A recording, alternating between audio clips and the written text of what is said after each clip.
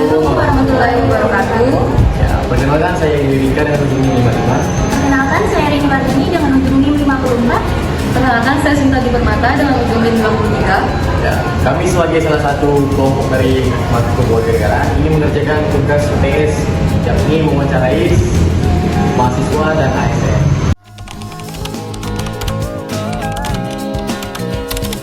Halo, siapa namanya Bang? Saya Yogi. Oh Yogi, perkenalkan ya, kami dari kelas antropologi B.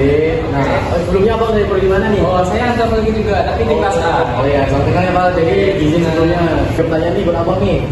Menurut Abang nih, gimana nilai sila kedua ini diterapkan di lingkungan kampus? Jadi kalau sila kedua di kampus ini kita harus bersikap adil sama teman kita, misalnya dalam konteks gotong royong, kerja bakti atau apa, kita turun semua, jangan satu turun satu enggak. Itu kan tak konsisten, namanya tak adil. Jadi siswa mahasiswi kita sewajibnya menerapkanlah Pancasila sila kedua ini di kampus. Oh iya. Oke, selanjutnya saya nih mau bertanya, menurut abang ini kita sebagai mahasiswa itu gimana sih caranya bisa berperan aktif dalam menegakkan nilai-nilai kemanusiaan yang adil dan beradab? Untuk berperan aktif itu kita contohnya di kampus ya, ambil kegiatan yang sekiranya berguna untuk kita ke depannya, yang ada feedbacknya buat kita. Jangan ambil kegiatan yang sekiranya menyusahkan kita dan meninggalkan mata kuliah yang seharusnya kita kerjakan. Jadi ambil yang sewajarnya dan yang seperlunya saja. Jadi untuk berbuat aktif itu jangan ambil yang susah, tapi ambil yang membuat kita menjadi mahasiswa dan mahasiswa yang berfaedah. Yang terakhir ya Pak ya, bagaimana menurut Yogi menilai peran generasi muda dalam menjaga dan mengamalkan nilai kemanusiaan yang ada dan beradab di era digital ini? Dari yang kita tahu untuk generasi Z ini, generasi Gen Z ini sudah banyak menggunakan era digital yang semestinya kita sekarang tahu kalau jejak digital itu banyak, dan kita harus pandai-pandai memilah dan memilih mana yang baik untuk kita dan mana yang tidak baik untuk kita.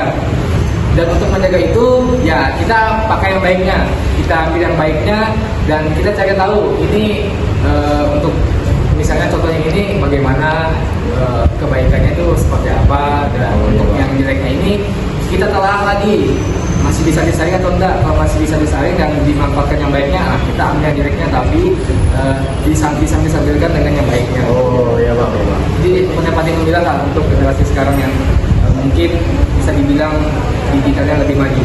Itu jawaban dari saya. Oh, kebetulan juga soalnya itu cuma 3 doang ya. 3. Oke, baik. Jadi mungkin segitu aja dari wawancara ini ya. Makasih ya Bang udah bersama saya Bang.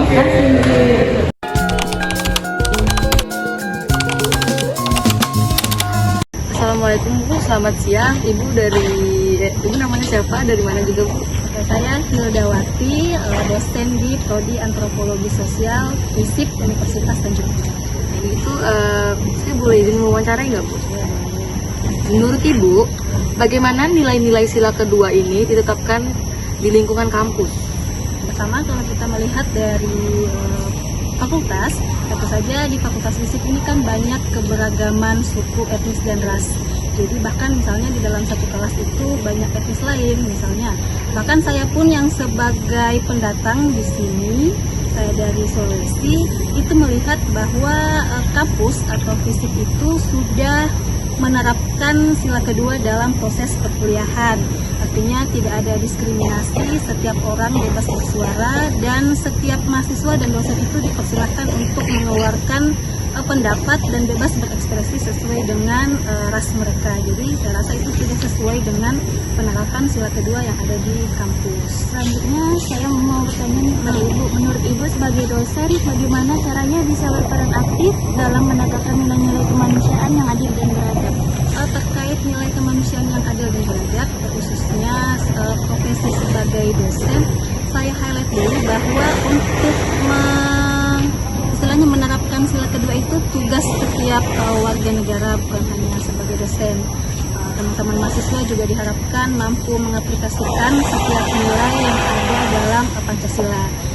Terkhusus sebagai dosen, yang pertama saya berusaha untuk tidak memilih penilaian itu secara subjektif, tetapi dilihat secara objektif, bagaimana setiap mahasiswa itu diposisikan setara, entah dia agama apa, suku apa, itu diusahakan diposisikan setara mungkin, tidak ada pemilihan, tidak mengkhususkan atau tidak mengotak-ngotakkan mahasiswa.